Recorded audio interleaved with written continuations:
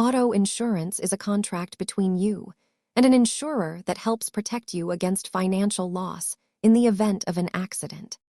At its core, it is a risk management tool designed to keep a single bad day on the road from ruining your financial future. Most states require you to show proof of insurance before you can legally register your vehicle or drive on public roads. Different parts of a policy cover different problems. Liability is usually the most important since it covers harm to other people or property.